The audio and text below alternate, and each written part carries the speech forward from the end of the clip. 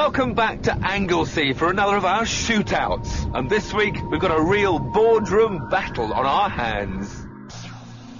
The Mercedes CLS 55 AMG. 476 horsepower and quicker than a Porsche 911 to 60. At £70,000, it's 8 grand more than this. The Jaguar XJR with only 400 horsepower. It seems the Merc's got it in the bag. But then the Jag's got less weight, being a full 250 kilos lighter. So the two cars' power to weight ratios are remarkably similar. But which is quickest? I know it feels like this shape of Jaguar saloon has been with us for about half a century, but this latest XJ series has only actually been with us for 2 years, and this, their pride and joy, the XJR, has only been out for 1, with its supercharged 4.2 litre engine. And I can assure you this 400 horsepower is quite a handful when let loose around this tight Anglesey circuit. Whoa, there's smoke firing out of the back of the car as the inside wheel spins away.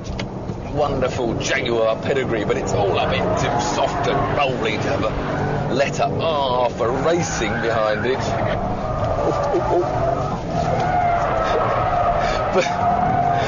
But despite all its wildness, this Jaguar has got one important trick up its sleeve, and that is, for its size, it's a very light car. They've extensively used aluminium alloys in the chassis building. They've got aluminium bodywork, and so it weighs just over 1.5 tons. This is its little pièce de résistance. Time to try and keep it neat and tidy to set a quick lap time.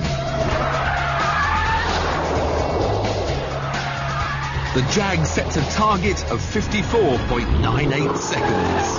And so to the Mercedes, and the question, can power beat weight? Because we now have a car that weighs nearly 2 tons.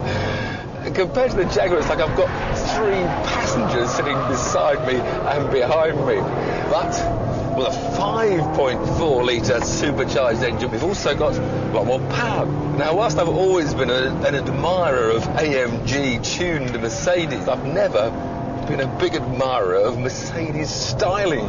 But this is my kind of Mercedes. Of course, they call it a coupe, but it's still a 4-door saloon in all intents and purpose, and a very, very stylish one at that. And I think they've also at the same time firmed up the chassis somewhere. They've given the steering more feel. We've still got the computer interruption. We still, even though we got the ESP switched off, we can't get rid of it all. And yet they haven't really left that much on. I've still got plenty of opposite lock to use, and it's only interrupting when I really get into a horrible state. There, it's cutting me now. The power's gone. But if I drive it just a little bit below lunacy level, I've got plenty of grunt and plenty of smoke coming out of the rear, just like the Jag. And the brakes are fading, so I think it's time for me to go for that lap time.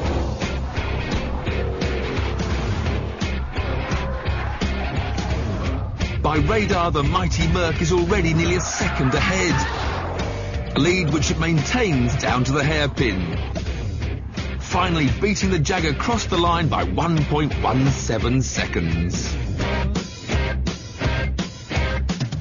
Now, entering those times into my shootout list, starting with the Jaguar, we find it plummets onto the second page, right down in 23rd place, sandwiched between a Seat Leon and a Mini Cooper.